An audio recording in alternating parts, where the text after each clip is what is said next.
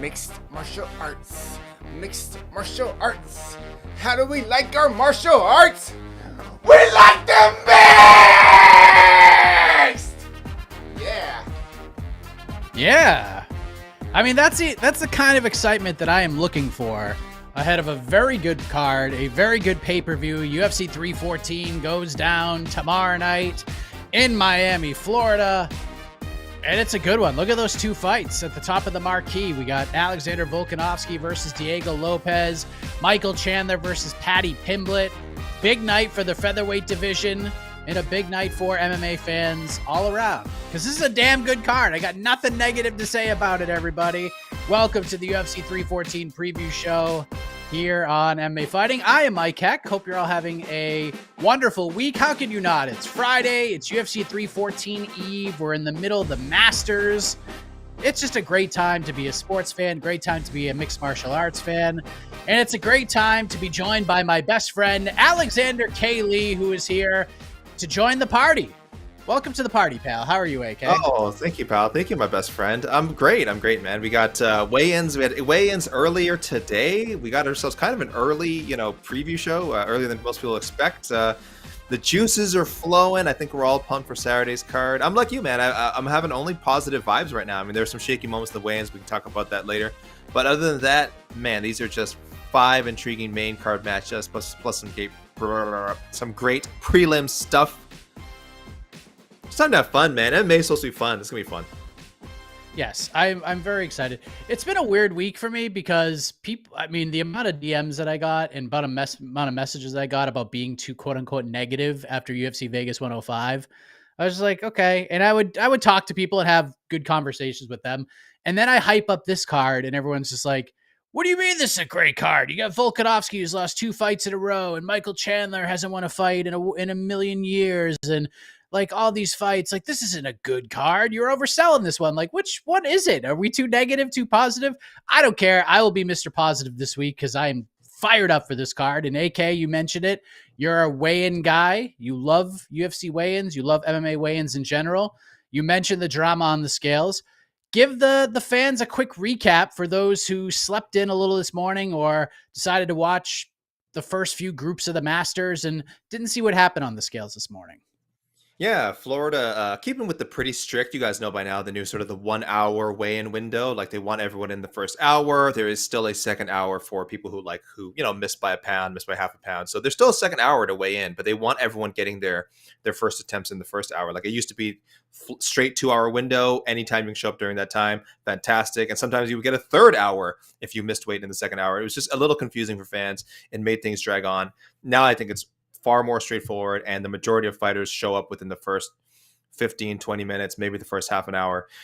Today, yeah, we had some drama with Jean Silva not showing up until maybe about 5 to the end of the first hour, and showed in a pound over and was talking a lot. According to our Guillermo Cruz, who translated what he was shouting, he was essentially saying like, "Oh, I'm coming back. I'm going to weigh in." So he had a lot to say for a guy who was struggling with his weight. And about 40 minutes later, he did show up with the box, 146, all good. His fight with Bryce Mitchell. But it was definitely a tense moment, especially since he has missed weight before. I don't think there was any doubt the fight was going to go through either way, but at least now we know both guys are on point, hopefully fully recovered by tomorrow morning, and we don't get one of those, UFC news alerts that update to UFC 314. I think you guys have all seen those on Saturday and just like dreaded clicking on it, hoping nothing bad happened. And we did have one official weight miss with Nora Cornol, also a previous offender. And she missed weight by 2 pounds on her first attempt, then came back and tried again and missed weight by 1.5. So, but that fight's going through as a catch weight. So 13 fights booked, 13 fights still scheduled. Just a little bit of drama this morning. It's been a while since you and I have done a preview show together, AK. Normally we're getting the fart scale or the Jed Mishulin scale when it comes to grading these cards. And both of us are very hyped up, very positive about this card. We've been putting this card over for weeks, months now, and continue to as this fight card continue to come together. What is the official gymnastics score for UFC 314?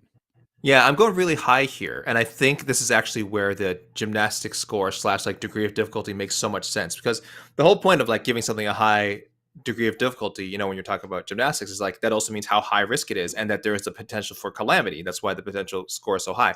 So I'm gonna go high here. This is like a 9.6, 9.7. Like if everything is great, like we get good back and forth fights, we get some memorable finishes, we get some contenders stepping up, we get a new champion in the main event with no controversy. You could have like again one maybe the best card of the year potentially, right? But at the same time, because some of these matches are so good, I could see some of these fights going to like competitive decisions that are maybe not filled with drama. Good fights, just not fights that we're not necessarily talking about by the end of the year, right? And again, we'll break down. I know we'll get into those one by one, so I won't point out any fights exactly. But there is that chance that we have the name power, we have the great matchups. But because the fighters are so good and because there's so much on the line, you maybe don't necessarily get that sort of balls to the wall, nonstop excitement that you maybe would want on a pay per view like this. But again, overall I'm leaning positive. I think these fights are going to be great. I would just warn people like, what if there's not that many finishes and there's not that, and like, well, yeah, that's kind of what happens sometimes when you book actual like really good competitive fights. If you want those kind of matchups, check out some of the prelims you've had on previous UFC cards, right? Where like it's a clear mismatch, someone's getting killed, you got a highlight reel knockout, amazing stuff, appealing in its own way. But for a card like this pay per view, again, just look at this main card where I feel like almost every fight is a toss up, even. Well, we'll get to it. But I feel like almost no result, I feel like, would surprise anyone. Like I think if any of these guys won on the main card, no one would be shocked. I think, and I think that's a good thing. Yes. Let's talk about the main event. We got Alexander Volkanovski, first fight back since the knockout loss to Ilia Topuria, where his lengthy featherweight championship reign came to an end. Back after 14 months, taking on the surging Diego Lopez. What a run it has been for him. Loses his debut on short notice to Movsar Evloev. Competitive fight, one fight of the night, and then it's just run off a bunch of wins and finishes.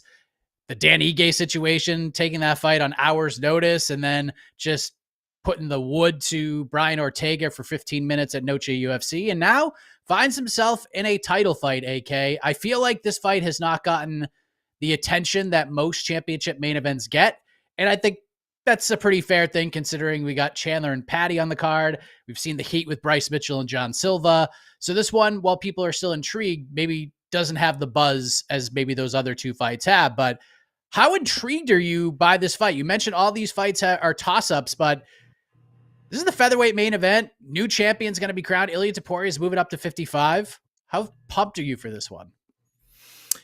Let's not forget, it's also hurt by the fact that this is a title fight only because we have the guy who we know is the best 145 in the world, Ilia Topuria, is moving up. He's moving up and he's vacating. And that shouldn't take away from what Volkanovski accomplishes on Saturday. That shouldn't take away from what Diego Lopez could accomplish on Saturday. Like, if either of these guys wins, good for them. They are officially champion. But it does hurt. It just happens in any division. It does hurt a little when you don't beat the champ, right? You would love it if someone came along and defeated Ilia Topuria. And again, right, sadly, this only applies to these two guys right now. And hey, if Volkanovski wins and then rattles off 3 or 4 title defenses, if Lopez does the same, then you'll sort of, you can remove Ilia from the equation. But like for at least the next year, people will be viewing Volkanovski or Lopez as sort of just like, okay, they're the champion, but are they the best in the world in the division? Are they a top 10 pound for pound person? Knowing what we know about, again, Ilia Topuria and what he's about to accomplish and all that. So that diminishes it as well. It doesn't help also that, these are just two likable guys who aren't going to manufacture a beef. If anything, we saw more beef, real beef with Lopez and Yair Rodriguez. I mean, that's a whole other story and maybe something we'll get to see dealt with inside the octagon in the future. So that's a very real thing. And as you said, Pimblett and Chandler, very natural at building fights. Volkanovski, great, funny guy, thoughtful guy, great personality, hilarious skits. Just not always the stuff that main events are made of. But I think that's what makes this card, the construction of this card, so strong, is that you have these other 3 undercard fights, which have such obvious storylines. Pimblett and Chandler, again, great at promoting. Yair welcoming Pitbull to the UFC, and then Bryce Mitchell, John Silva. We don't need to go over all the drama between them and all the stupid things that Bryce has said. And then, so it's okay to have the final fight of the night be just a more straightforward sporting contest. With a nice little belt on the line. So I'm intrigued by it. I'm very excited to see how it plays out. I don't care whether, I'm sure this will be a discussion on the the post-fight show. Oh, is so-and-so now the number one featherweight, after winning at UFC 314? For me, there's just no way you can say that. Our rankings will be changed because I think we're just going to remove Ilya from 145 for now. But no, they won't be undisputed. But that doesn't matter. They will be the champion of the UFC. That in itself is meaningful, and hopefully we'll get to see one of them return soon, whether it's Volkanovski or Lopez, and keep building on their legacies. But yes, for now it is just, I think, a really solid main event on top of a lot of extracurricular activity under it, and that's great. That's a great way to put together a card. There's a couple of true or false questions I want to ask you, AK. First of all, I heard this on the UFC 314 weigh-in show. Dan Hellie asked this to the panel that included Laura Sanko, Daniel Cormier, and Chris Weidman. This is a loaded card for the UFC featherweight division. We have 3 main card featherweight fights, 2 on the ESPN prelims, including Dan Ige versus Sean Woodson, which is a really good fight. It's hard to pinpoint it without actually doing research, but top of mind, is this the most important night for the featherweight division in years? This is such a big, because it showcases such a deep division, which I don't think gets the credit that it deserves, because it's always lightweight's the best or bantamweight's the best. I think people forget about featherweight because of how deep it is, and it just, with lightweight and bantamweight taking center stage most of the time. How big is this card for the featherweight division as a whole? Is it one of the bigger ones you can remember? I mean, I like that narrative. I like that sell. I think that's a great way to look at it. I don't know if I agree. It's hard to say that, again, for the reasons I just mentioned, where we know no matter what happens at the end of the night, Ilya Topuria is still the best featherweight in the world, or at least if he were to compete at featherweight, I think it would still view him as number one. So for me, just by that, it can't. If the actual featherweight champion is not competing, it cannot be the most important night in featherweight history. It just can't. And it's cool because we have, beyond just the current contender stakes. Yes, we have the Bellator's featherweight king coming over. That's great. We have the lifer of the UFC featherweight division. We have Darren Elkins, 30 UFC appearances. No featherweight has made more. So that's a cool little side story. And of course, Dan Ige, always exciting.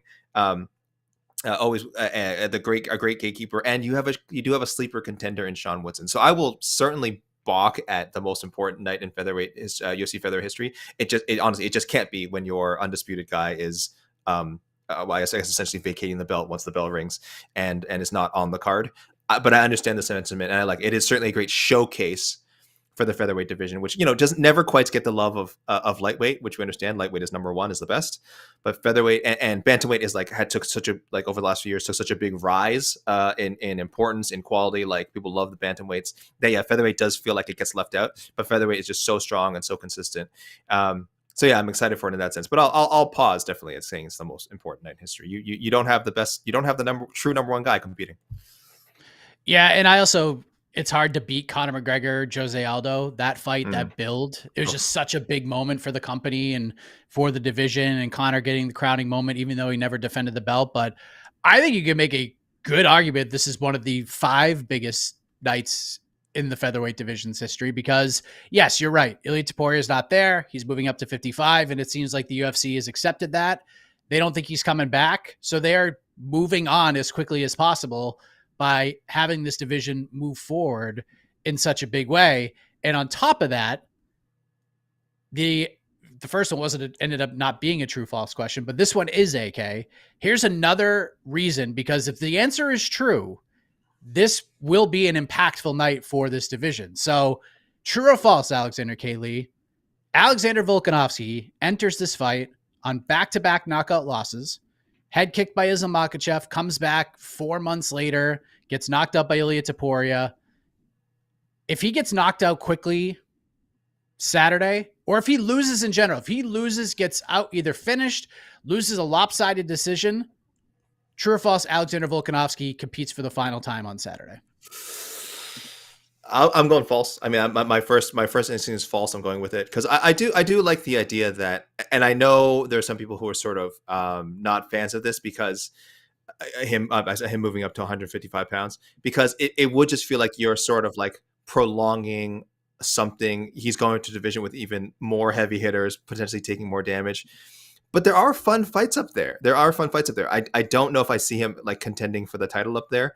It's just, again, at his age, the names, even with his own name value, he'd still have to go through some really tough guys to get there, and it's just hard to do. But I don't know if he's done. I said before, I called him thoughtful, and he's talked about how, like, getting time off has really given him perspective on what he has been able and not been able to appreciate in his MMA journey. And when once you start having that kind of talk, of course, and when you've done all the things he's done, of course, it's easy to see the end of the line. And I'm sure he has. I'm sure in his mind he has a variable number of 2-3 fights left, but I don't think the number is 1. I don't think win or lose, the number in his mind has ever been, well, if I don't regain the featherweight title, I'm that's it for me.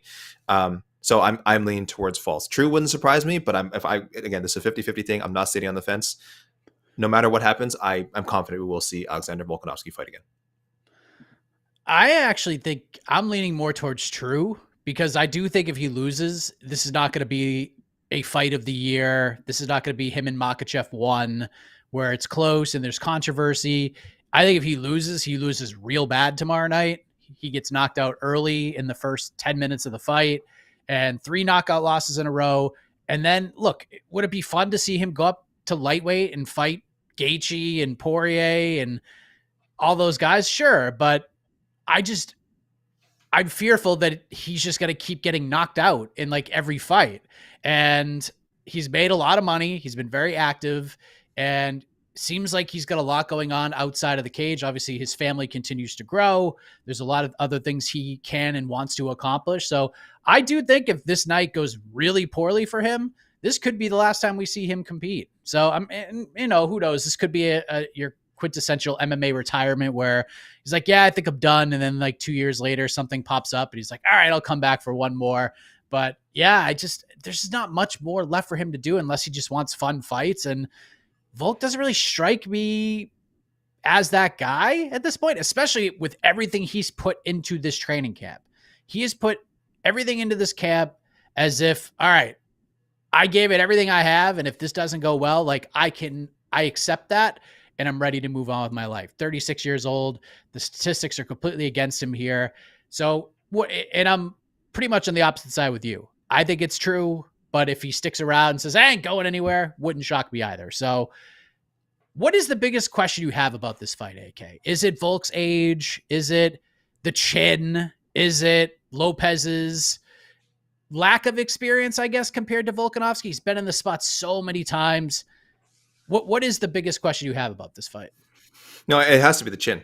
I mean, it just has to be. And there's reasons, it's where it's fair to question it, and there's reasons why it's not fair to question it. The Makhachev knockout was shocking at the time. Let's be real here. No one predicted a Makhachev knockout, even if you predicted Islam to win, which I think most people did. I think Islam's pretty heavily favored in that surprising rematch, and most people thought he would win and probably in more convincing fashion than the first fight.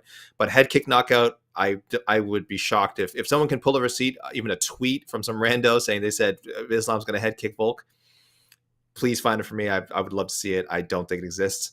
So that was like kind of explainable because we said, well, he took it on short notice. He wasn't prepared. He wasn't even probably fully recovered from his previous fight, which he won. There was the year of defense before that, right? But still, like there's a whole camp. He didn't have a full camp. And then not long after the head kick, he gets the Ilia Topuria fight and gets knocked out there. But then we have the question, how much had he recovered from the Islam knockout? Also, Topuria is just a fantastic puncher. I think one of the best punchers pound for pound in all of MMA. And so getting knocked by him is not a shock. So we come to the question of the chin now against Diego Lopez. So I think most people would agree probably doesn't have maybe raw power is not far off from Ilia, but does he have the same kind of technique, the same kind of knockout technique? I don't think people will put Diego on that level. But again, we have now seen Volk's head rattled pretty badly a couple of times. He's taken some time off, which is great, but he is, just in real life years older. And that stuff just generally doesn't get better. I do think you can take time off for sure, and it'll aid you in your recovery. But once it starts to go, boy, it starts to go. And Lopez is not a light puncher. I know he's not a knockout machine like Ilia and probably some of the other guys that Volkanovski has faced, but he can definitely hit hard, man. He can knock him down. He can rattle him. And we'll find out early on. I think we're going to find out early on, because skill for skill, you still put Volk in there with anyone at 145. You just know the guy is an A plus skill wise in everything: grappling, striking, footwork, clinch work. He's incredible at all of it. He's a master. He's a master of the game. But there's a reason no one can fight forever, right? It doesn't matter how good you are skill wise, the body just doesn't always respond like it used to. And in his case, the chin might not react like it used to. So watch those first 2 rounds, because if Diego hurts him early, and I'm not saying he's gonna knock him out, if he hurts him early, that's gonna dictate pretty much the rest of the fight. And also, even if he doesn't knock him out, it's gonna answer a lot of questions for us as to how many more fights Volkanovski likely has left. I'm with you on this. My thought on this fight, AK, is that regardless of outcome, whoever wins, this will not be a competitive fight. I really don't think it's going to be. Either Lopez just annihilates him, or Volk has a great 10 minutes to start the fight. He's up 2 rounds to none and then just cruises to a Volkanovski workman-like win. Like, this is, like you said, I'm with you. We will know in the first 10 minutes of this fight where it's going. Either it's going to go real bad for Volk or it's going to go real bad for Lopez. I don't think we're getting a 48-47 either side. I think it's Lopez by KO or Volk wins like a 49-46 decision. That's just sort of how I see it. I've been wrong many times. Happy to have the hand up of accountability if I am wrong, and I will certainly do that as I always do. But let's go to the betting odds and our predictions, AK. As of right now, more money, just a little bit, has come in on the former featherweight champion Alexander Volkanovski, according to our friends at FanDuel. He sits as a minus 142 favorite. The comeback on Diego Lopez ahead of his first main event, his first championship fight, plus 116. AK, who is leaving Miami the new UFC featherweight champion? It's going to be and new, which I guess will be and new either way. It'll be and new Diego Lopez. I like Diego Lopez's chance. Yeah, I was talking to Jed, before about how I don't know exactly this year how many older fighters. I think we had quite a few sort of older fighters with a big age gap. Competing this year against up and comers and what have you, and I think for the most part, I think it's about even. I don't think it's like been totally against the older fighter. Jared Cannonier comes to mind. He was certainly the older fighter than Gregor Rodriguez and looked great in that fight. But then you have Leon Edwards, who's a bit older than Sean Brady. You have Jan Blachowicz, who's quite a bit older than Carlos Ulberg, though that wasn't exactly like a dominant win for Ulberg. But it's hard, man. It's hard when you're you're getting older in this game. And also when you've just been to the battles that some of these fighters have been to, like Volkanovski, when we talk about his age, we're not just talking about him being 36 years old. Excuse me. Sorry, guys. We're not talking about him being 36 years old. We're talking about how old he is in fight years. We're talking about how old he is in fights. We're talking about how old he is in rounds. We're talking about how old he is in hard rounds. I mean, you don't have a fight like the one he had with, say, like Brian Ortega without that taking something off of you. You don't have a fight like you had the first Islam fight without taking something off of you. You don't have 3 fights with Max Holloway without that taking something off of you. Like, this stuff adds up.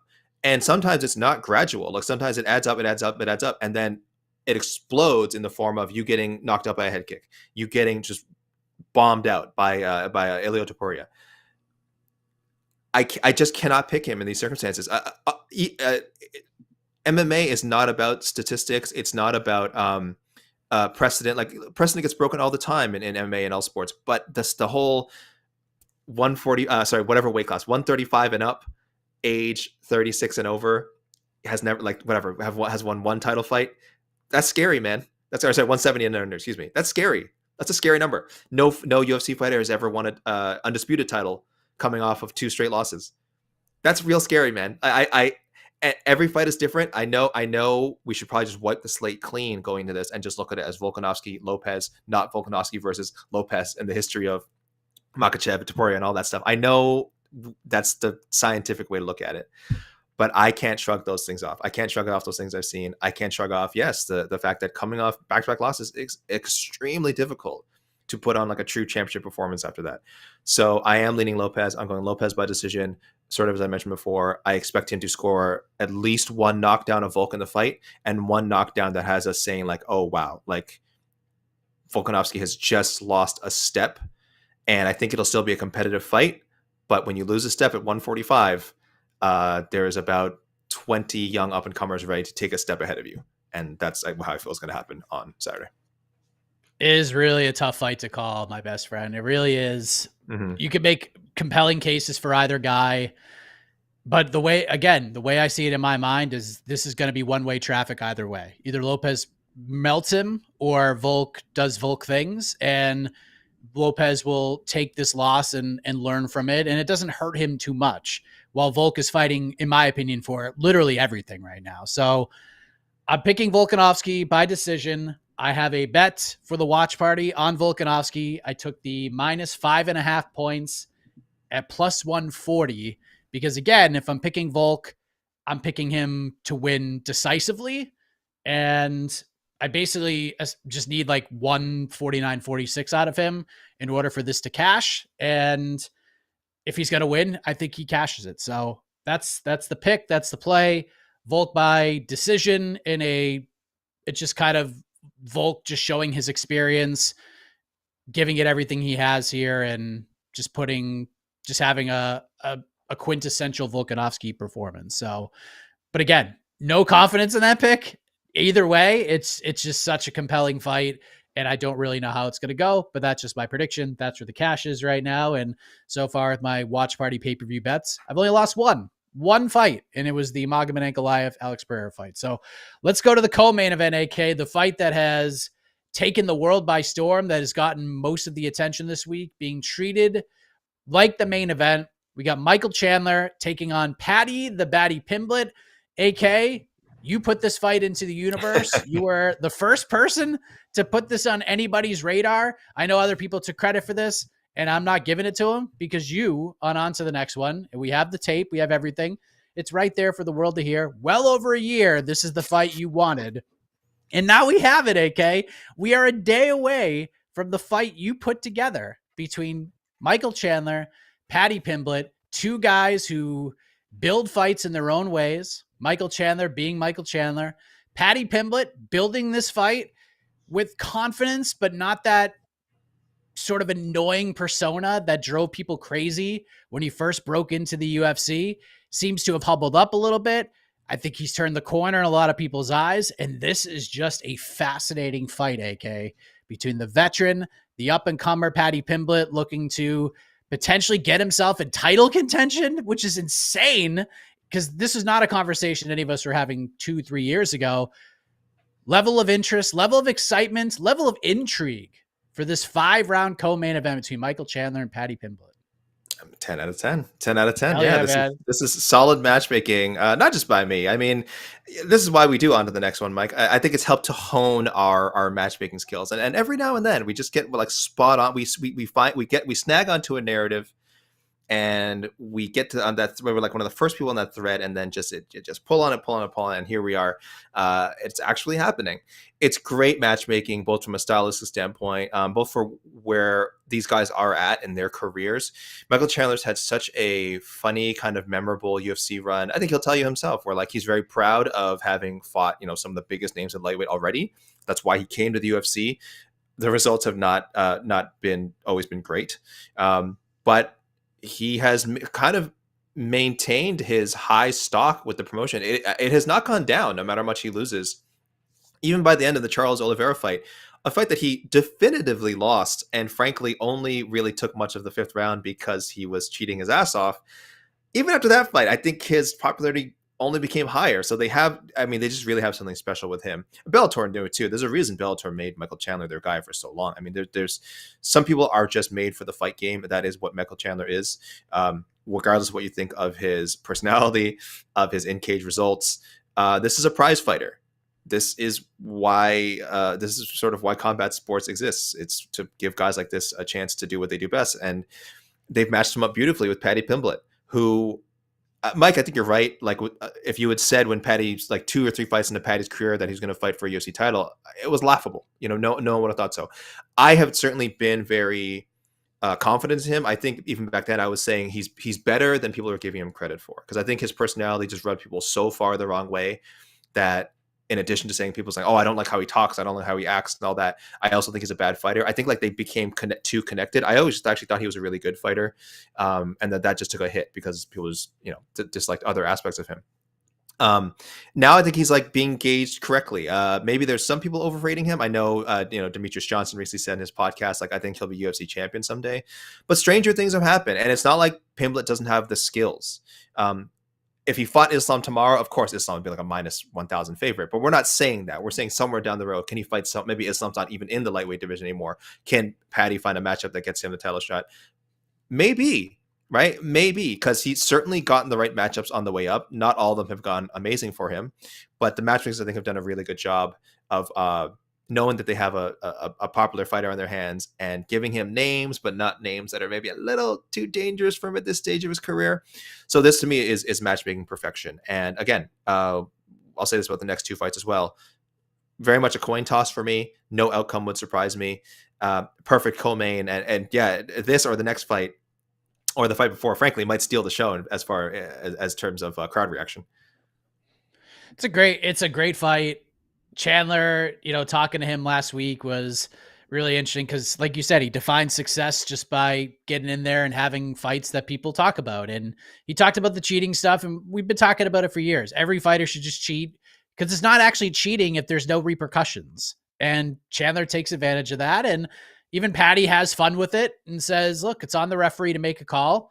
But if Chandler tries some cheating shit, I'm going to be ready for it. But we've seen how that has worked out for coaches and fighters over the past few years. Just ask Eric Nixick about that.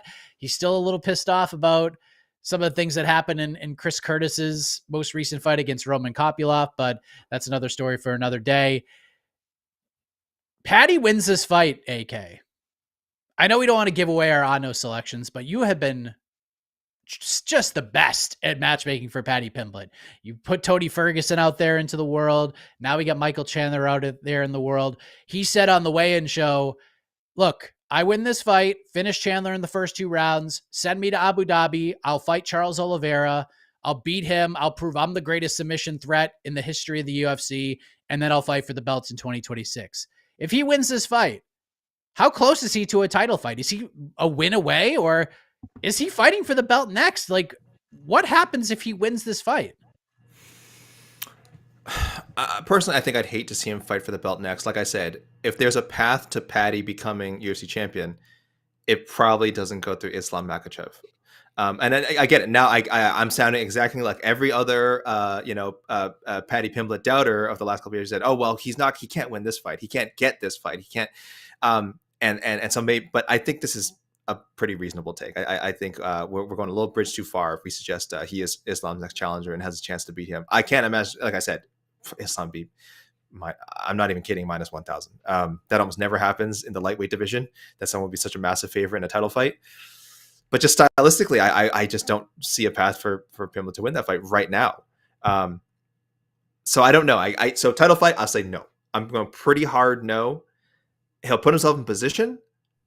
If other names fall out and aren't available, for sure he can get the call. It'd be like, Jack Della Maddalena getting the Bilal call. Like, he's closer than Paddy is for sure. But like, he only got that because, Shavkat was unavailable and other, fights just didn't make sense. So that'd be the same thing for Paddy. It'd be like if another contender was unavailable, you throw Paddy in. Does he fight someone? Does he have to get a big name now to become the number one contender? I would hope so. I wouldn't like it if, let's say his next fight was like Mateusz Gamrot. Just throw a name out there. I think that's not booked and is in the top 10.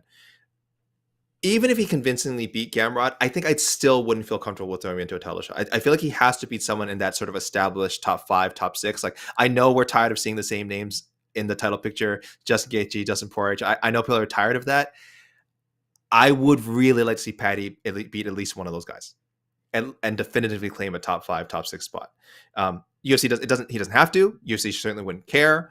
He certainly has enough personality and cachet to not need that. But imagine if he beat Arman Tsarukyan. Again, I certainly wouldn't pick it. Imagine if he did that. Imagine if he beat Dustin Poirier. Again, a fight that Poirier is probably not even remotely interested in right now. Something like that would really appeal to me. Charles, yeah, maybe that's where it lands. But we'll see. You're right, Mike. I'm not going to give my official no pick yet. I need to see the vibes after. If he wins at all, I want to see how he does it, and then I need to feel the vibes after. And then, yeah, we might have to get crazy with it, Mike. We might have to get crazy with it. I don't know, man. The sky's the limit if he just runs through Chandler, right? I'm telling you right now, and I'll give away my Otno pick. if I'm the UFC, this is what I'm doing. If he beats Michael Chandler, if he finishes Michael Chandler, I'm giving him a title shot next. Giving it to him. Now, does he get the next title shot? Maybe. And that's if Jack Della Maddalena wins the welterweight belt.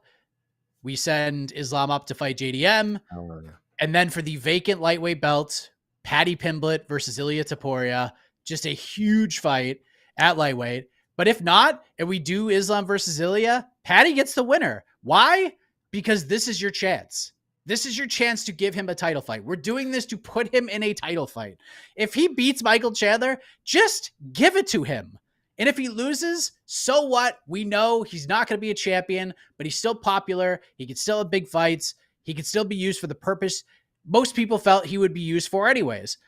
But what if he wins the belt? Then you have Paddy Pimblett as champion. Why throw him in there with Armin Sarukian? Why throw him in there with Charles Oliveira? Why throw him in there with a super dangerous guy like a Max Holloway or something? Like, just do it. Pull the trigger. Like, they should have given Tai Tuivasa a freaking heavyweight title shot when they had the chance. And now look at what's happened to Tai Tuivasa. So I would just give it to him. This is the Molly McCann, Aaron Blanchfield moment, sink or swim. If Molly had beat Aaron Blanchfield, I would just given her Valentina right there and then. And she didn't. And now, we kind of knew who Molly was, a popular fighter who's not going to fight for the belt. Let's just do the same with Paddy. Sink or swim fight. Let's see if he could do it.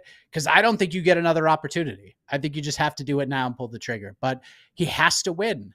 On Saturday, against a very game, very dangerous, very fit Michael Chandler, who looks in impeccable shape. He is ready for this fight, and he will enter at AK as the betting underdog, plus 126. The favorite is Paddy the Baddy Pimblett, minus 154. I am back and forth on this one, AK. Who wins, in your opinion? Pimblett decision. I am just not convinced about Chandler's takedown defense anymore. Now, Charles Oliveira is a very good wrestler. And so when he was taking down, Chandler in their second fight, like, it was not surprising at all. Super strong guy, great technique. And then you add in just his overall grappling dominance, wasn't surprising. Paddy's not on that level. Certainly his takedowns are not on that level. That's the one huge area for concern, right? Is how does he get Chandler to the ground? But I think he is strong enough that you'll see a lot of fighting against the fence. You'll see some trips. You'll see him just straight up just dragging Chandler down to the ground. And the other thing with Chandler is, like, I don't think he will fear Paddy taking him down, which I think is the problem. I think he'll be very confident in his ability to get back up and his ability to just fight Paddy on the ground. I don't think he thinks he's like totally inferior down there. So that's a problem sometimes with guys like Chandler, who are so confident with their all around skills that they might be willing to give up a takedown. So I think you will see that with Chandler, especially in a 5-round fight. I think we have to keep in mind, I actually kept forgetting this all week. This is a 5-round fight. So if Chandler thinks like, okay, I can take a takedown, he's not going to do too much damage to me down there. Let's grapple a little bit early on, and then really turn it on in rounds 4 and 5. That is like a legitimate option for Chandler.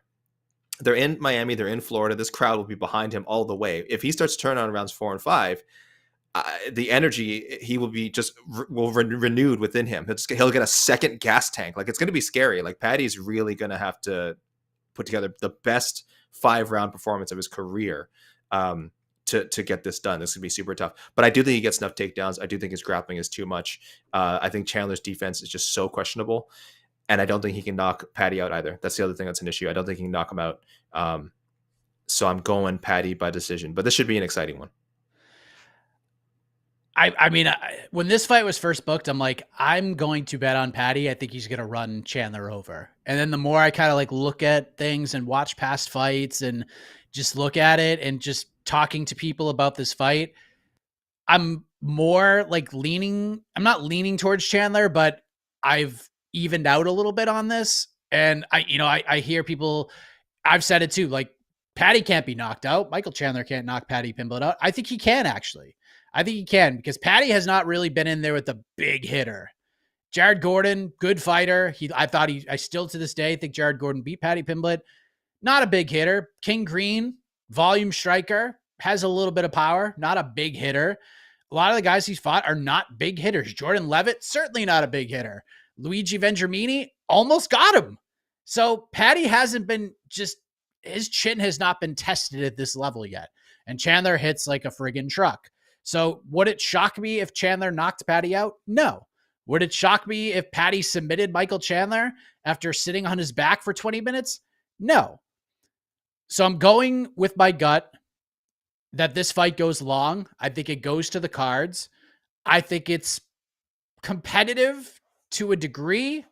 I don't think it's a blowout like we saw with Oliveira, but I am picking Pimblett by decision. My money, however, is on Team Michael Chandler for some reason. And I think some of you folks, especially if you think this is going to the cards, should tail me on this. I got Michael Chandler with a point spread, and I shit you not, this is the truth, plus 13.5 points at minus 105. That is insane. I looked at this and then I put it through and I was like, this is real? I'm getting 13.5 points. So basically, I need Michael Chandler to win one round. And I think he can win one round. And if Michael Chandler wins a round and it goes to the cards, I win this bet. So I think he will win a round. He might even win two. And if he wins, then I still get paid. So that's where I'm going with this. Damn. I think we go to the cards, but I'm going with Paddy Pimblett to win. But I'm going to take those 13.5 points and run with those points. That's crazy. I can't believe I got that, but I got it, and I feel real good about it, AK. Underrated MMA gambling hack right now, the point spreads, right? I think a lot of again, I'm not in touch with the MMA gambling community, but I imagine not a lot of people are necessarily looking into point spreads for again, very popular in every other sport, but MMA, I think not so much. So wow, minus 105, that's it. For 13.5 points. Damn. It's a wild number. I had to look at it a million times. I'm like, okay, I'm just going to have to do this. This is am I understanding this correctly? Yeah. Yeah. I don't think Paddy finishes Mike. I think this goes long. This is like almost a win. Like it's close to a guaranteed winner as possible, unless Paddy just dices him up. Paddy just finishes him, then obviously I lose. I don't think it goes to the cards. Paddy like 50-44s him or anything like that. So I do think Chandler could steal a round, even if it's the fifth. It's very possible. We got Yair Rodriguez versus Patricio Pitbull. That is the featured bout. We got Bryce Mitchell versus John Silva. That's a fight that just continues to ramp up and ramp up. I'm sure it's going to ramp up even more when they have their final face-off at ceremonial weigh-ins. Dominic Reyes, 2-fight win streak. Dominic Reyes. Had a great chat with Dominic Reyes yesterday. That's going to go up on our YouTube channel, 3 p.m. Eastern. So check that out. Taking on Nikita Krylov. Main card fight, AK, that we have not talked about that you are looking forward to most. My best friend, can I ask you a question first? I would love for you to ask me a question. This was posed on the weigh-in show. I thought it was a great question. So as we said, Diego Lopez, underdog. Michael Chandler, underdog. Bryce Mitchell, underdog. And Patricio Pitbull in his UFC debut is also an underdog. I think the biggest underdog of all of those. Oh, it depends where you look. Bryce Mitchell might be bigger. If you had to pick one underdog of those four to win, you can only pick one, Mike. If you had to pick one, which of those is most likely? You've already said we've already both said we're picking Lopez to win, but does that mean? I'm picking Volk. Oh, you're picking Volk. Okay, I'm sorry. Okay, yeah. So I'm really interested now. Yeah, if you had to pick one underdog, who would it be of those four? So I'm not picking a side on this fight for reasons, and that's okay. I don't want to really get into it. It's probably Bryce Mitchell, honestly. More than Pitbull. I think Pitbull's going to get rinsed tomorrow. Wow. Yeah, I think Yair finished. I think Yair's going to finish him tomorrow. But again, finish him. I go with my mind. I've been very good with my pay-per-view predictions, but yeah. I think Bryce Mitchell, if I was betting a side in that fight, I would bet on Bryce Mitchell without question. I'm taking the under 2.5 in that fight because I don't think that's going to the cards, but Bryce Mitchell has a very good style to beat John Silva tomorrow. It's very possible. I actually, in my heart of hearts, thinking about it, think Bryce is actually going to win this fight, but yeah, I think it's Bryce, man. Like, I think stylistically, he has the best chance.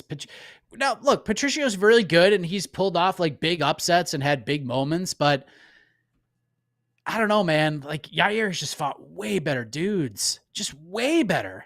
Not even close especially over the last like 4 or 5 years. I mean, Patricia's fought some decent competition, but Yair has fought the best dudes over and over and over again, and Patricio has not, and he ain't getting any younger. And he was losing to guys who would not even be in the top 40 in the UFC rankings. So, yeah, man, I actually think it's going to be a really, really bad night for Patricio Pitbull. I really do. Damn, you just took me to church. That was Sorry. harsh. Because I haven't made my pick yet. I think I am picking Yair. I'm a huge Pitbull fan. Like I love Patricio Pitbull.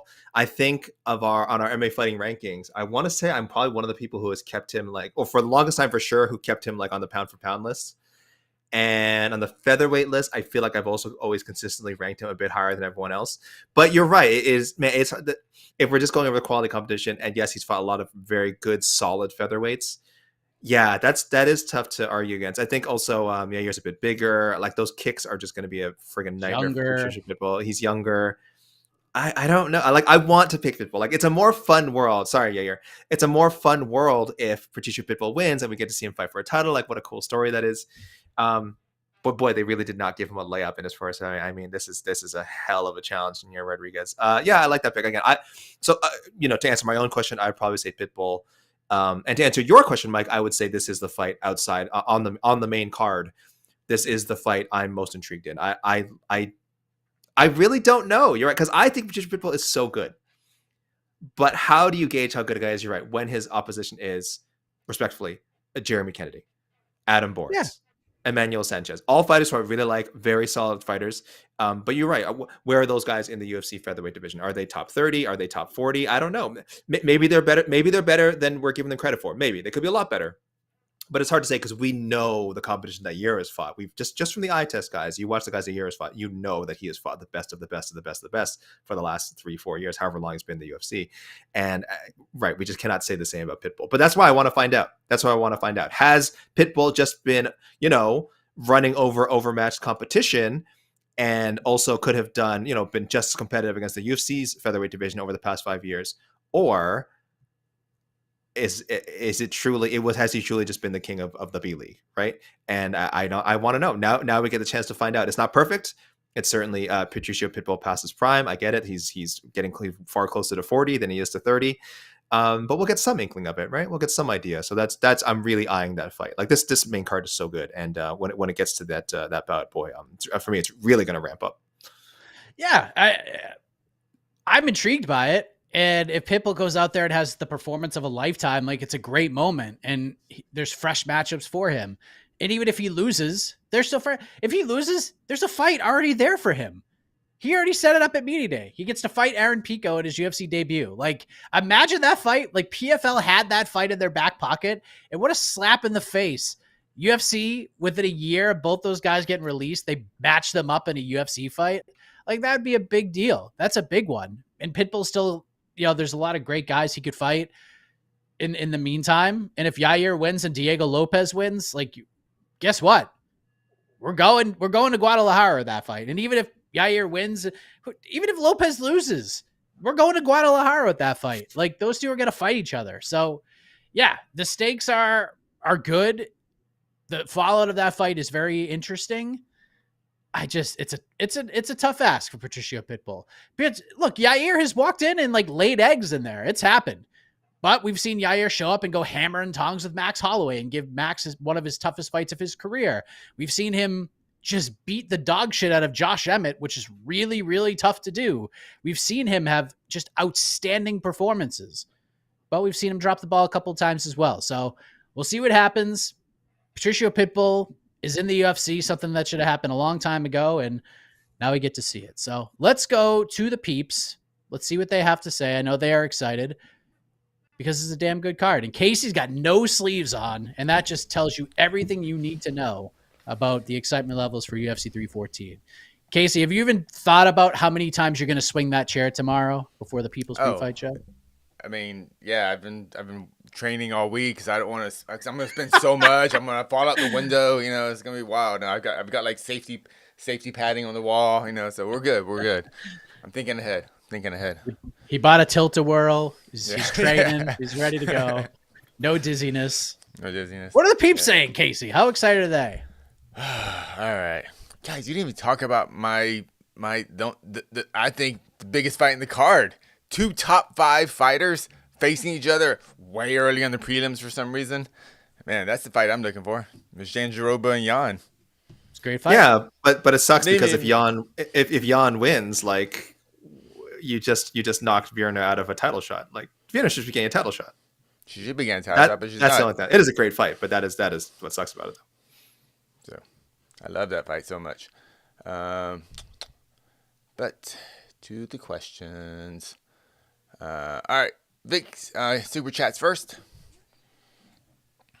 Nick, any chance we're underappreciating Lopez's skill because it's uber offense, though slightly chaotic, the way we did with DDP? Violence is technique, right? Interesting. Are we undervaluing the potential DDP-ness of Diego Lopez, AK? I don't think we're undervaluing anything. I thought for the most part, anyone picking Diego, this is why. Like, none of us are saying he's going to like. And maybe this is to Nick's point, who's asked the question. Maybe to their point that like we're hesitant to use the word technique when saying like, oh, how will he beat Volk? Because we are expecting him to be the younger fighter. We're expecting aggression. We're expecting sort of raw power. We're expecting him to be the younger fighter. We're undecided, Casey. We'll see. We'll see when they get in there. Yeah, we'll see when they get in there. I'm like, no, I was wrong. I was like, no, he's older. He's definitely older. You never know. This game ages you, Casey. This game ages you, Casey. Is like, wow, he looks, man. He says to Casey Saturday night, damn, he looks terrible. What happened? It must have been a rough night last night. He looks terrible. He looks 39 years old. Bolt comes out the little My Chemical Romance haircut. Oh, he's got the hair. Wow, Volk looks, damn. They switch, yes. Yeah, he must be drinking a lot of water. He looks so much younger. But yeah, it's. I think if anything, most of us are saying that it is these very traits that Nick is bringing up that why we would pick him. I think it's just hard to discount the sort of athleticism and strength advantages that he's probably going to have in there. Again, just because of the age difference between them. So, yeah, I don't know if I'd go as far as to say violence is technique, or if I would put Diego in the DDP group of how the F is this working category. I think Diego's a little bit more technical than that. But I like the thought behind it. Yeah, I think maybe Diego isn't getting enough credit for some of the things he brings to this matchup. All right, I like it. Achilles Jr. Let's go. Happy birthday, AK. Mike is bad at golf. Oh, That me ain't wrong. Casey is the GOAT. The earth is flat. Bing rips. You're just getting this $4.99 worth right there. Yeah, I see no lies. Yeah, no lies. Thank you, Achilles Jr. Super chat from Kalani. Aloha, big fan of the show. 5-leg Diego Lopez, Dan Ige, Paddy Pimblett, Jan Jonan, Chase Hooper. Real opinion. My last check depends on this. Boy, I like them all except for Jan. I'm going. who's we said Diego is the underdog, right? He's the only. Is Dan Ige also underdog? he sure is. Yes. Dan Ige isn't. Oof. Well, I mean, since Jed would always say don't parlay underdogs in the first place. Like, really, you could have done a 3-legger there, Kalani, and then just bet Diego and Dan Ige separately. Probably would have been the smart thing to do. I mean, Jan Shonan must also be an underdog. Jan is also the underdog. Okay. Yep. I would have said you could have bet all those underdogs separately, and then maybe just done a two-legger with a standing human, with, as we call it in the gambling business, with Paddy and Chase Hooper.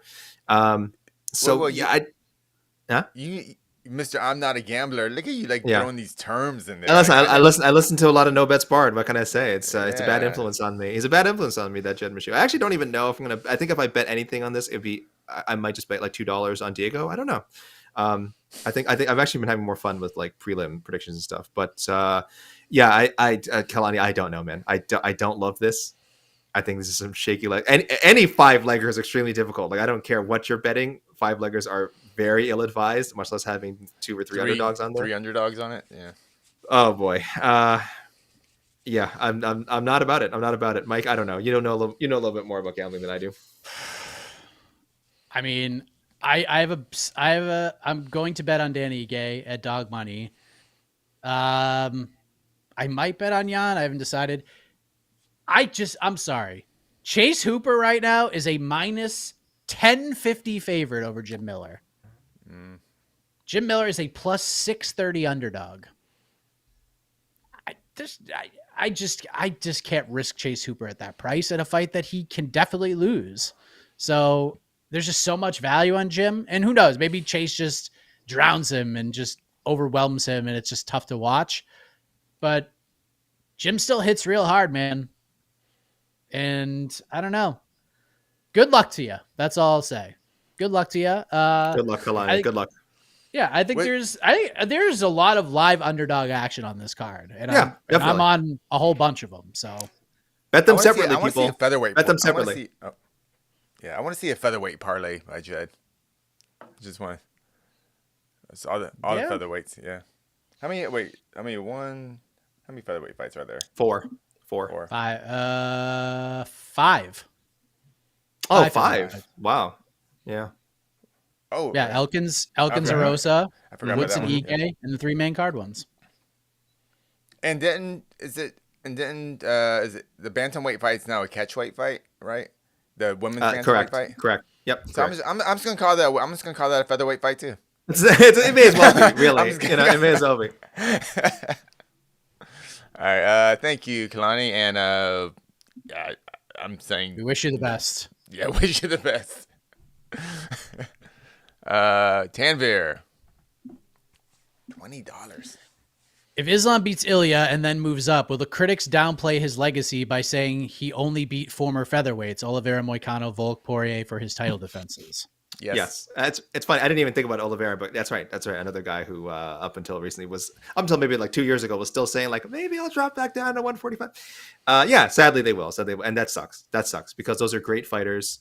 Those are guys who, again, if Volk had been a featherweight, 3 years ago instead of, lightweight instead of featherweight like 3 years ago, he would have been a great lightweight. Would he have become champion 125? I don't know. Would he have been up to the like top 5, top 6 Poirier Gaethje level? Yeah, I think he could have fought himself to that level. So that's such a quality win. Even if you're only looking at the first fight, that's such a quality win. Poirier, again, another guy I don't think of as a former featherweight anymore. It's really more sort of the Moicano Volk thing. And if he fights Topuria, yes, again, another guy who's very recently a featherweight. Yeah, they are going to downplay, and it's unfortunate because we shouldn't. Those are skilled fighters. The size definitely makes a difference, but it doesn't make up for everything. So I don't agree. But the question is, will critics downplay it? Yeah, they definitely will. Well, I think it's horseshit. It is horseshit. That's why it's not critics. It's going to be like Twitter trolls. Oh god, yeah, random blue check Twitter accounts. Yeah, like here's all the quote unquote lightweights that Islam beat, and then they list their names and just some stupid, horrible. Yeah. They will. They will. It's his whole entire run to the belt. Like he never beat a top 5 guy to get to the belt. But again, none of these things are his fault. He was booked to fight Charles Oliveira in a rematch, who was at that time #1 contender. Oliveira gets hurt. He stays on the card and fights Volk a second time, who gave him a really tough fight. He's supposed to fight Arman freaking Sarukian at UFC 311. He's supposed to fight the #1 contender, and Sarukian pulls out the day before the fight, stays on the card, and fights Hinata Moicano. Like, he's booked against all of these guys, and they don't make it to the fight, so he just fights whoever is sort of left over.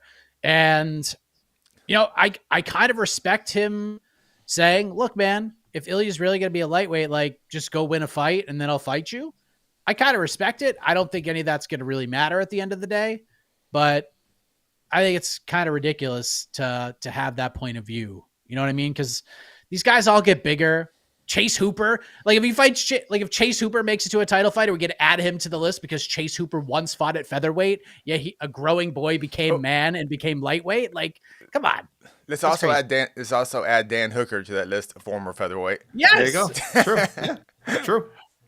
Yeah. True. Fight a featherweight for a fight. You are absolutely correct. You are correct, sir. It is completely BS and it's stupid, but yeah, the blue checks will say it, but it doesn't mean anything. No. Anyone that knows their shit knows that those guys were lightweights. Those guys were top tier. Charles Oliveira is one of the best lightweights ever. We're gonna call him a featherweight now just because we can. It's stupid. Stupid. It's crazy. Thank you, Tim Bear. I appreciate it. Yep, good question. Fair question. Yeah, no, it's fair. Yeah. The answer is yes, but they shouldn't. Yes. Yeah. Jonah, best fight on tonight's PFL. Why are you laughing? Don Davis. Don Davis. Why are you versus laughing? because the best fight is Don Davis versus the MMA media, and the MMA media has just eviscerated the man. So Didn't you tell him to stop tweeting? What happened? Yes. I thought he listened to you. Dude, For, delete your account, Don.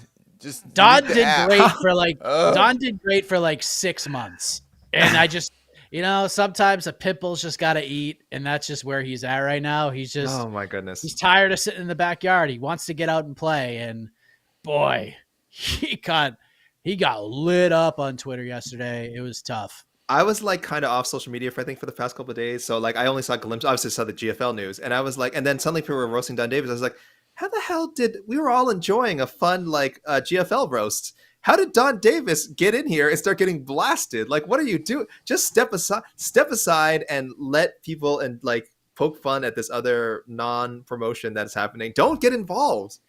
Don't get involved, Don. Very, very silly thing to do. I don't know why he would go after many people who have receipts, who have very obvious things that they can bring up to roast him. Just terrible. And everyone's talking about that instead of the card you have tonight. And I know it's not the biggest like blockbuster card, but boy, you took as much attention away from it as possible. And that's just bad. That's bad promotion, man.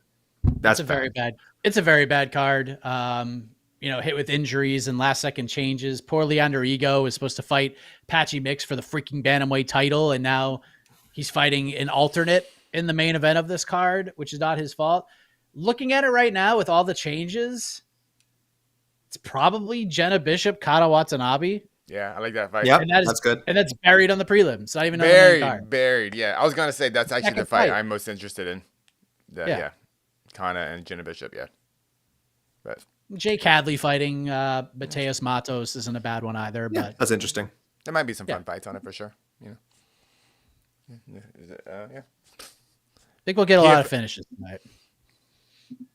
PFL guys, 9 p.m. ET prelims, 11 p.m. ET main card. Don't miss it. Don't miss it. In case you don't care, it's bright and early where you are. But where is this card even at? Orlando.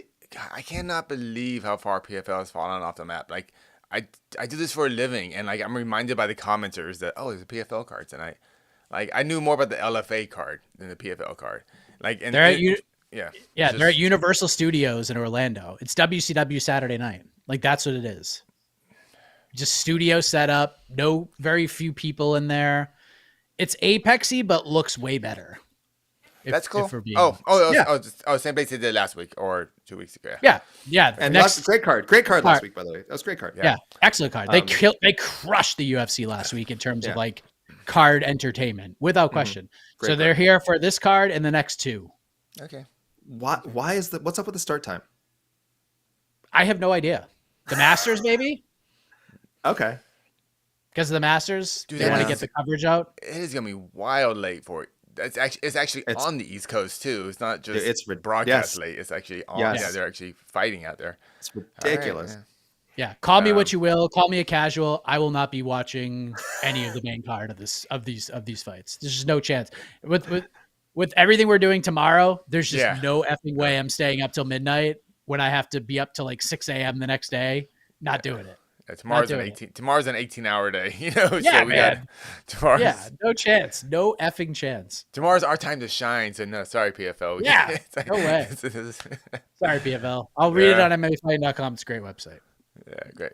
Fantastic website. Thank you, Jonah. All right, lots of super chats coming in. Here we go. Yeah.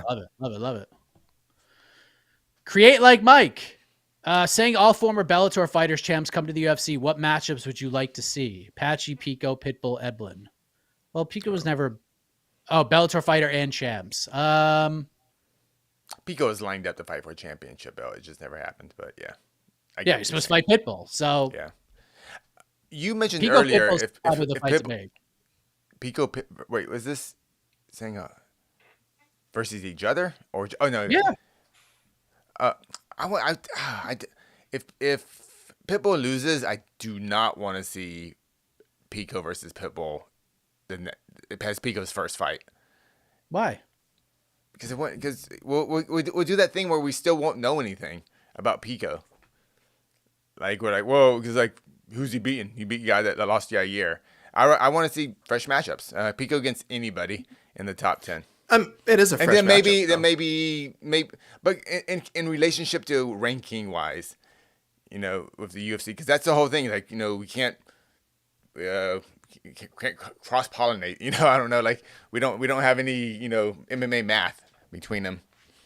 Yeah, I don't think Pico is like a top 15 UFC fighter right this second. Oh, Pitbull absolutely. I absolutely. I think it is. Okay, no, we just have a difference. I think Pico is. Oh no, top no, 10. I'm not saying. Yeah, he has top 15 talent without question, but the wins, the level of competition, it's just not there just yet. So I think Pitbull, we just get that fight out of the way. They do it for PFL, slap in the face. He beats Pitbull. Like, that's a huge win. Like, that's a big win, and that sets him up for a big fight. I actually loved the Movzar idea. I know there weren't a lot of. It was so good. I loved that idea. I love it. I love it.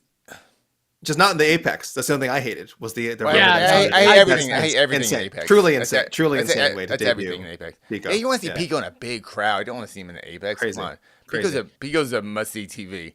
Yeah, and that would make Movzar an exciting fight. It's like and he needs that dance partner. Movzar, if he doesn't have the proper dance partner, he can be extremely boring. But if you give him the right dance partner, a guy like Pico, that'd be an awesome fight. That's fight I still hope. Patchy versus who? If UFC signs him and they book him, who's he fighting? Who am I forgetting? Someone Umar? top 6. Umar? I'm down for that. I would love to see that fight. I'm down. That'd be so sick. Oh my god! Now I'm down. According to my rankings, that's a fight that makes total sense. So I'm down. Yeah, well, I would want that. I think the answer is Jose Aldo for me. I was afraid you were going to say that. After he loses a 29-28 to Ayman Zahabi? First of all, it's not going to happen. Off a win. Even off of a loss. That would be a really interesting fight because Patchy is going to have to outstrike Jose Aldo to win that fight. And that's not easy to do. So that way against an unranked Aldo. What would Aldo, if he loses to Zahabi, is Aldo top 15 then? Or he fight someone outside of top 15. That's all silly though, because Jose Aldo, in like most people's eyes, beat Mario Batista and got hosed. You know what I mean? It's just one of those things. We're talking about a loss to Zahabi. I'm talking if he beats Zahabi, then he's still a legitimate top 10 Aldo. Yeah. So then if Zahabi beats him, it's going to be a boring ass fight, and we're going to be like, why do we do this? Because the formula is there to beat Jose Aldo. You just push him against the fence and do nothing more. That's how you beat him. But that's extremely hard to do. That's extremely hard. I don't think Merab and Mario Batista were able to do it. And nobody thought Merab actually. I mean, I'm sorry, no one actually thought Batista won that fight. That was actually a bad decision. Merab did win the fight. Ugly decision. Two judges did. And they Two suck. judges suck. That's what we needed Tony. That's why we need more Tony Weeks. We needed Tony Weeks. He would have had a 30-27. 30-25 for Aldo. Tony Weeks saved MMA. Tony Weeks is trying to save MMA. Casey, please. I'm so passionate about this. UFC 214, please. Yeah, Patchy's good. Pico versus who, Casey? Who would you book Pico with, realistically? Because I don't think Movzar is going to happen. So, with what's available, Pico versus Laura Murphy. Oh, okay. Pitbull's already there. Johnny Eblin versus who? Roman Dolidze? I would have him go against what's his name? Cal. Is it Cal Braulio? How do you say his name? Oh, I don't know. Wow. The thing is, I think Kaio is ahead of him. Kaio. I think Kaio should be ahead of him. Okay, well, 7-0 US. I don't know. That's a lot. That's a big ask. That's Kyle. How do you say his name? Sorry, Kaio. Kyle. Sorry, Kyle's Yeah. looking for a fight right now. He's He complaining is. that Imanov won't fight him. Imavov. Yep. Imavov, sorry, won't fight him. And Okay. there you go. So actually, either Imavov or Damn. Kyle. I don't know. I went lower. I just feel like they're gonna make Johnny Eblen work a little bit harder. I think to get to a title shot. I don't think they're enamored. I got it. Johnny Eblen versus Fluffy Hernandez. Wow, you guys are throwing him in there with the like two of the hottest names in. I just don't think Eblen has that kind of cachet. Right, but that's think a good test. Like I would pick. I don't know, man. That's I like a coin flip Fluffy. fight. I like the Fluffy fight too. I like it too. Yeah, that's a coin flip fight. I would pick Eblen to beat Dolidze. Roman's number 8 right now in the UFC. I thought you were gonna go. Paulo Ranked higher- Costa. Nah. Nah, that could end up not being very fun. I think Hernandez would be really fun because he's That'd be he's good gonna grind. he's gonna push Eblen to the limit, man. RDR, maybe Eblen RDR. That could get super middleweighty though. Oh, after the of weird fights, yeah. the winner of Nico RDR, is that what you're saying? Ooh, Oh, yeah, 'cause Nickel and that's Eblen happening. would be well, they're Yeah. teammates, so they they wouldn't are? fight each other. I think. Yeah, they're both ATT guys. The only I just wouldn't go like Izzy Whitaker. Like I wouldn't go Strickland. I wouldn't go into that well yet. That's not there yet. It won't be Strickland. But yeah, not quite there. Yeah, that kind of No. whatever. How about Roman Kopylov, AK? Is that what we're looking at? Does he have- Little Kopylov action? Is he fighting someone yet? No, No, he's not booked. I mean, he's coming off that. I'm terrific into that. win. Yeah, I'm into that. He's fighting Paulo Costa at UFC 317. Oh, Yeah. really? That's the When rumor did and this happen? innuendo. Okay. We have not That's MMA really fighting this report, right? Yeah, it's not. Okay. Yeah, I don't think it's done, but Yeah. it's being reported. Whoa, that's Seems weird. like That's it's what everybody is working towards at the moment. So we'll see. good for Roman. That's a huge name to get. Wow. All right. That is. I'm just like, how did PFL get these amazing champions and then basically just hand them over to the UFC? Whatever. Let's not go back to the last question. Let's not go back to the last question.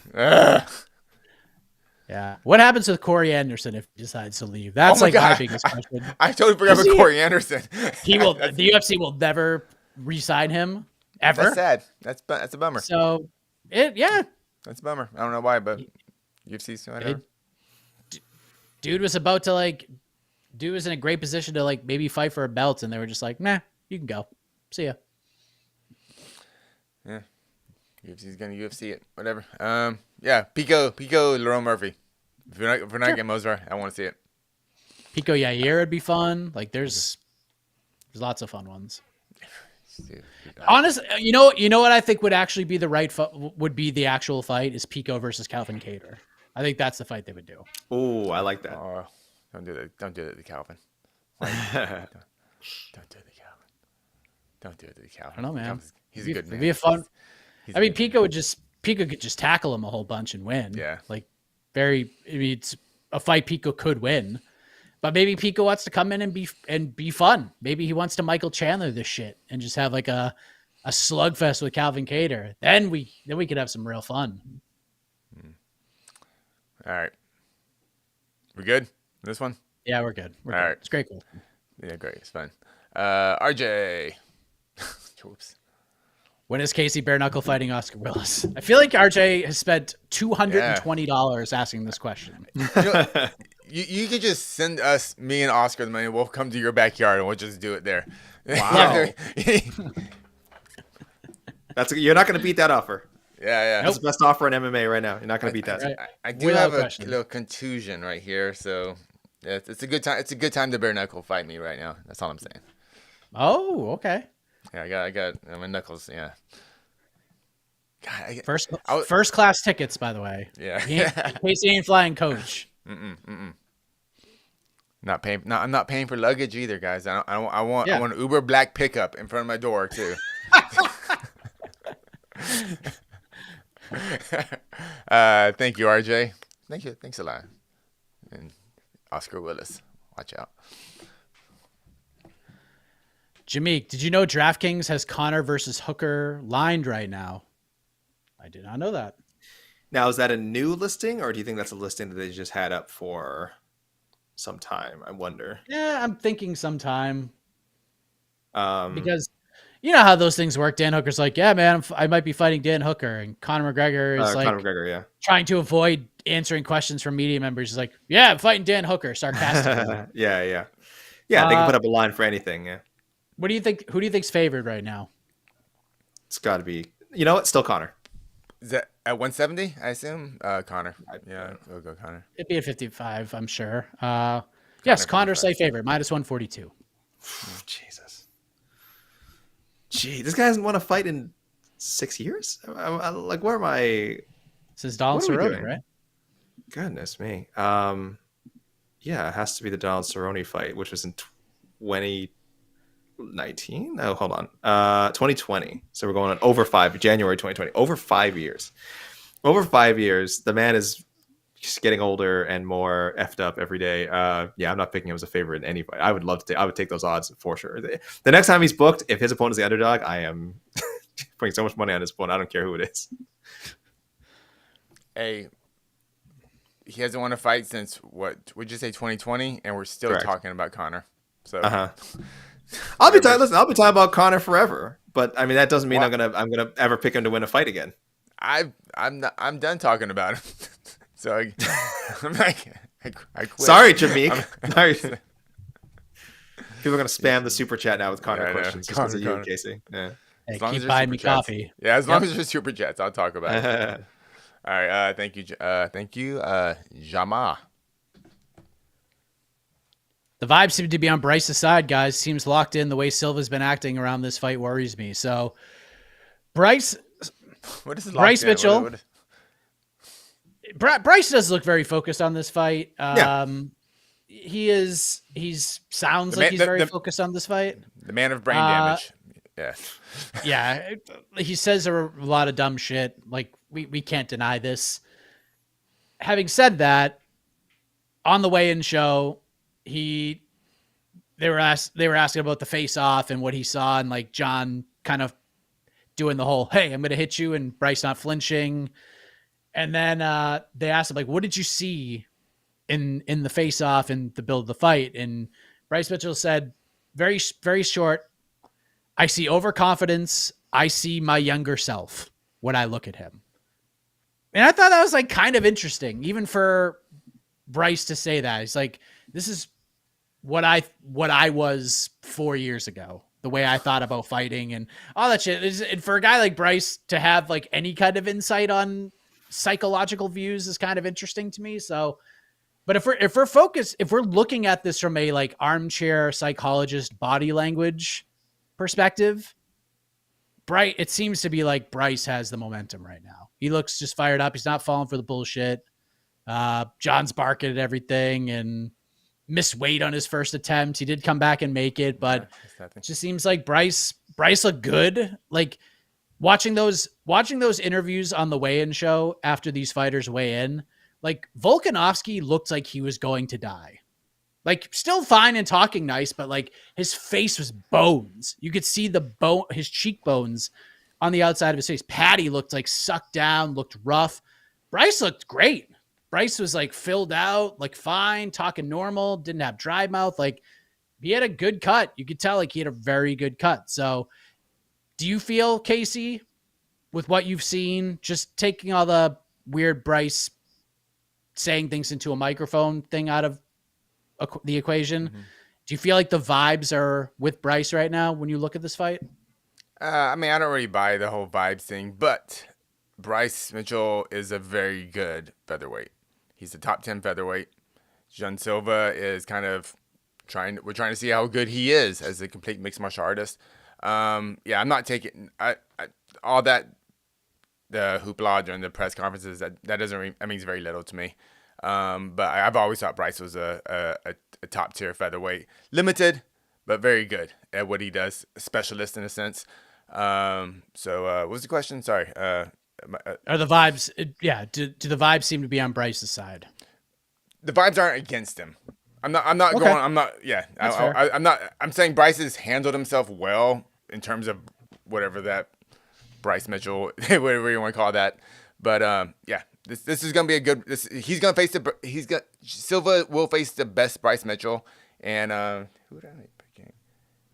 Yeah, and I think this is a great fight. It's actually a great fight. I love the styles clash, both personality and fighting style. It's a fun fight. Who you picking in this fight, AK? I'm going John Silva. I just think when Bryce loses, he loses in pretty dramatic fashion. So I do think John Silva is going to land a KO and put him down. But since this fight was announced, we were like, this is a very winnable fight for Bryce Mitchell. Him out wrestling John for 3 rounds is completely in the cards. This is not like a favorable matchup necessarily for John. Again, other than the fact that we think Bryce Mitchell's chin can be touched, and if John Silva touches it, I mean, that's gonna be lights out for Bryce. Yeah, it's very possible. I don't care so much about the vibes and all those things. Again, I don't care so much about the promotion for this matchup in general, but it's out there, it's front and center. Do I think the vibes will affect like the actual result of the fight? No, I don't think it matters. I think again, skill wise, if Bryce is going to beat John, Bryce is going to beat John. It wouldn't have mattered whether he acted like an even greater fool this week, which in some ways he did, or if he did it like he is now, kind of like you said, kind of stoic, seems to be pretty quick with some of his one-liners. Even if that hadn't happened, again, I think Bryce Mitchell would have the same advantages and disadvantages. I think John Silva would have the same advantages and disadvantages. So hard to ignore all the stuff that's going around the fight, but I don't think it's actually going to matter when they step in the cage. I'll tell you what, man. Whoever loses this fight is going to have a rough couple of weeks on social media. Like, Get no off matter social. what. Delete your apps. Delete If your John apps. Silva knocks out Bryce Mitchell, it is going to be a nightmare for him. And if John Silva loses to Bryce Mitchell, it's going to be a nightmare for him, man. So yeah.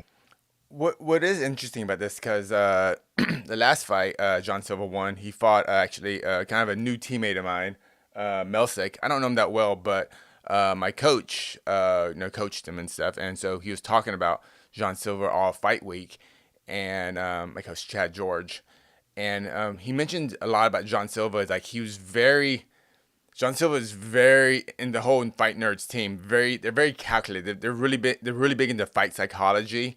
And so all of this pre-fight stuff, he said, pay attention to when John Silva walks out, like how he'll very like try to control the cage. He's definitely trying to mentally break Bryce before the fight, because he was actually kind of he complimented John Silva because he felt he broke Melsick during that fight. If you remember that fight, he kept like high-fiving Melsick even during the kind of their what do you call it, when you come in the cage. He was like kind of looking at him like, hey man, what's up, man? Like, and kind of like he kind of did the opposite. He got Melsick off guard.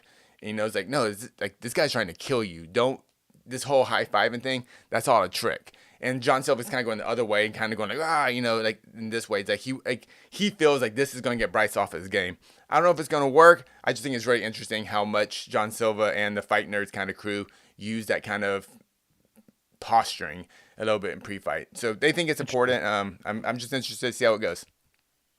love it. Yep. Great insight. I'll take a couple more and then we'll get the hell out of here. Chase, did Movsar lose his title shot if Lopez and Yair managed to get wins? It would be a no-brainer to book them in Mexico, especially after the presser. Guys, I've been telling you this for like 2 weeks now. I got shit on Twitter. I actually got an apology DM this morning after the press conference yesterday. If Lopez wins the belt and Yair beats Pitbull, 1,000,000,000% that is going to be the main event of UFC 320. Even if you don't feel like Yair deserves it and all that stuff. And again, we have to remember, we do not live in a meritocratic world with the UFC. They are looking to put on the biggest fights, which is easy to sell to both the locals and the casual audience. And they have everything they need right there. They have everything they need with what Yair said at Media Day about Diego Lopez and that press conference clip. You have everything you need to build a fight. That's it. And doing it in Guadalajara with those two guys is gigantic. It is absolutely massive. So, yes, Movsar probably gets... Movsar probably fights Aaron Pico if those two guys win tomorrow. Yeah. That fight, the Pico fight happens. Evloev, if you're out there, don't even travel to Guadalajara as the backup. They will not put you in that fight. They'll just put. I mean, it'll suck, but they'll probably just rebook Yair and Diego for somewhere else. You're not part of this equation if that happens on Saturday, and that's so unfortunate because Movsar should have fought for the title already, if we're being honest. But this is the fight game. This is the question being asked, and you're right. Yeah, the whoever posed a Chase, you are correct. He'll have to wait another year. Legitimately probably have to wait another year before he gets a title shot. Yeah. So which sounds so bad. But yeah. He needs to hope one of these two guys loses tomorrow. Yes. For sure. Yep. For sure. All right. Thank you much. The Calibrator. Need a classic Jed Meshew rant on DC and Sanko victimizing Price and Pace. So okay, hold on. So I have not seen this clip. I do not know the exact context, so They didn't do that. Okay, well, I don't know. No. I didn't see the quote. I'm not going to go in on DC and Laura Sanko specifically, but broadly, yeah. I think for anyone who's sort of taken Bryce's side in this somehow, it's a ridiculous take. Anything that's happened to Bryce has brought upon himself. He was not particularly apologetic for this week, if we're being honest. My guy Jay Anderson from Cage Side Press, he was. I don't know if he was the only one, but he definitely asked Bryce about obviously the comments and things have happened. Have you learned anything? And Bryce, I think, responded with like scripture. He was very holier than thou. He was very sanctimonious, self-righteous. It was incredibly aggravating to watch. He is not apologetic for the things he said, despite what his whatever the statement he put out shortly after the controversy happened. So yes, if that's what DC and Sanko did, then disgusting. Again, I don't know. I don't want to call them out. Did not see the comments myself. But for anyone who is out there taking that stance, just completely stupid. He is not a victim. He is not misunderstood.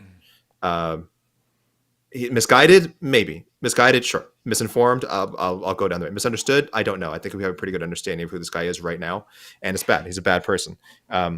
So yeah, I hope that DC and Laura Sanko didn't go too far into defending him.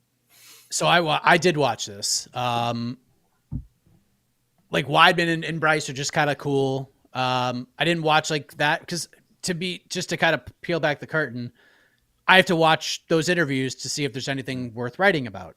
And we wrote something on it, so I did watch the lion's share of it. Daniel Cormier started the conversation when he started speaking saying, you know, it would be really fun if Bryce Mitchell joined us on the weigh-in show. We gave him a live mic for an hour. Asking Bryce, how would you like that? Would that be fun? And Bryce is like, you might have to tell me to shut up, but yeah, I could do it. And DC's like, I think you're a PR genius. Like legitimately and dead seriously, this is not hyperbole. This is not anything. This is not a joke. Like he dead seriously was like, he's a PR, Bryce, you're a PR genius. So I was like, what in the fuck is going on here? Now, Laura Sanko didn't mention like the specifics of the comments, but she did somewhat sort of ask Bryce about, you know, you've obviously been in the news for this and that. Like, how have you been able to handle it? What have you learned from it, essentially? And Bryce is like, you know, I need to learn to be a little bit more compassionate, and I plan on working hard to do that when having these conversations, doing a little more research, what have you. But you guys also have to understand at the same token, this is a UFC produced show. They are told essentially what to say for the most part. I know some of it's off script and some of the questions are written down and prepared by the hosts, but make no mistake about it. The UFC is proofreading those questions. I would be shocked if they aren't. And this is a UFC produced show. So if you think DC and Sanko or anybody else is going to take the opportunity on a UFC produced show to call out Bryce Mitchell, you haven't really been paying attention. Yeah, you don't know paychecks. Yeah, it's the wrong show. It's the wrong show for it. Yeah, that's why. Yeah, that's why I don't want to blast them for it. Yeah. They're literally paid to promote the brand. That's what they're paid for, to promote the brand. Yeah, they're there to sell pay-per-views, 100%. They're there to sell pay-per-views. So, I don't, because of it's their job, I don't have a big issue with it. But yeah, I did have an issue with DC being like, yeah, man, Bryce Mitchell's a PR genius, because that's fucking stupid. That's ridiculous. in the very small world of UFC PR, to the MMA fan, I hate saying there is a slight argument that DC may be slightly correct in terms of that little tiny sliver. Yeah, but in those terms people of, aren't buying pay-per-views. They are exactly. streaming it for free. Like, exactly. You know what I mean? Exactly. I agree. So- I agree. That's all I'm saying. That very sliver window, small window. But yeah. I wish I didn't say that. I like Lorosenko. I like DC, but they also got mouths to feed. So Yeah. Now, being fair as well, like I didn't hear the aftermath of thing. the conversation either. So maybe they said some shit. Maybe they said misunderstood and painted that picture. I did not see that. I'm just going by like the actual interview they did with Bryce, and that's what I can comment on. Yeah, but the PR thing, I even typed in our Slack chat. I'm like, Daniel Cormier calling Bryce Mitchell a PR genius and being dead serious about it was a choice. So, thank you, Calibrator. All right, a couple more super chats. Senor Pepe, Casey, just happy his favorite fighter's gonna win. Hey, hope everyone has a good time. Wait, who? Yeah. Virna? Yeah, I guess Verna. She's one of my favorite fighters. I don't know who this could be referring to several people. I feel like It's Verna.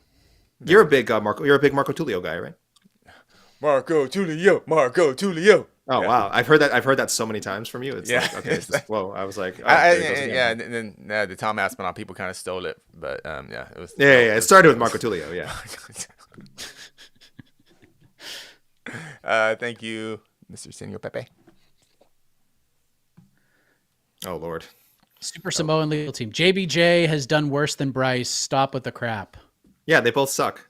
what is, Is this wait? what, I don't understand this comment. What kind of contest what are we doing here? You can't. Whoa, John Bones Jones is like a terrible human being. You can't criticize anyone else. Yeah, they both suck. Thank you for the $2, though. Thank you for the super chat. I mean, All right. I'm thirsty. I'm running low, so we'll take it. what are you doing here? Jesus. I mean, I respect the hell out of that question. I can't lie.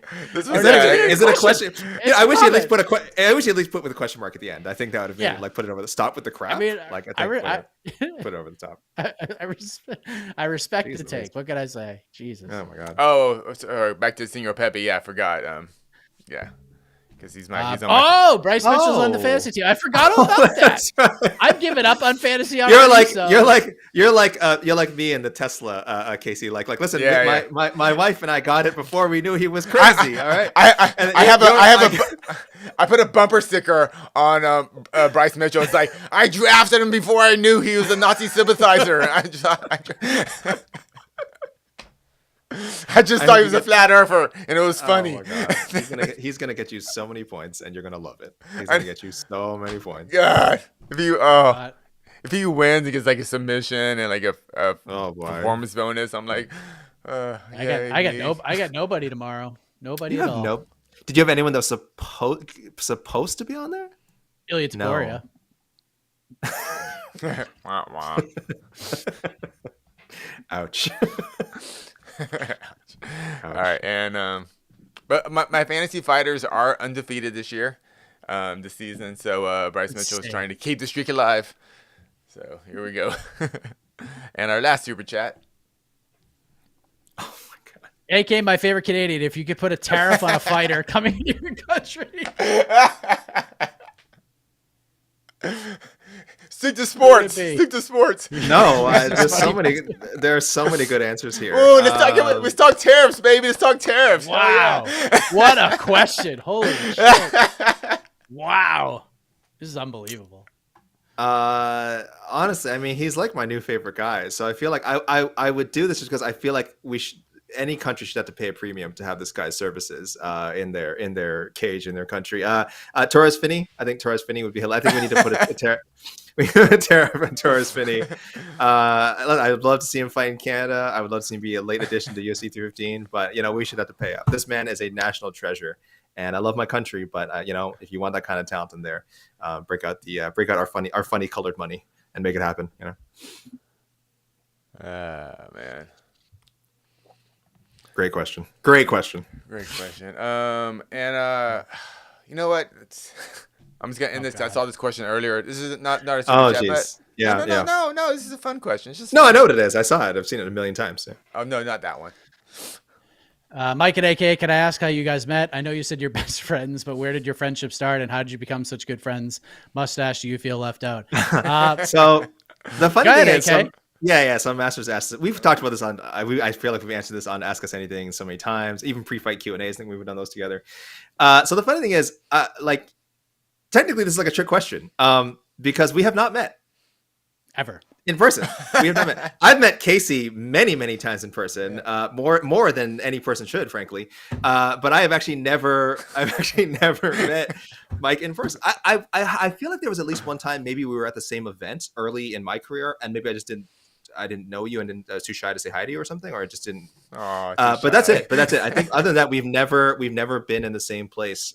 So we've never met. So yeah, strictly best friends because of our shared love of MMA, of matchmaking specifically, and that's it. So I hope Casey doesn't feel left out. Like I said, I've actually met Casey way more times than I've met Mike. So we have photos together. You and me. Several, yes. Unfortunately, incriminating. Yes. I've never met AK. Casey I met, but I don't think I've seen Casey in person since I started with MMA fighting. Yeah, all the times we met were before. Yeah. I told the story of Casey being heroic and lending me a tripod at UFC 244 after the asshole MSG security guard broke mine during a Darren Till scrum. Met the iconic voice, met Jed, obviously. Jose I've met many times, and that's it. I never met Shaheen when he was here. New York Rick, obviously, I met a couple times when he was here. Connor, because we did the watch parties. But yeah, never met the big boss. Never met Guy in person. So, or my best friend. Have not met my best friend. So maybe someday. Someday, for sure. And what a sad way to end it. No, it's a happy thing because we are going to meet someday. We are, amazing. and it's going to be incredible. I can't wait. It's gonna be a great time.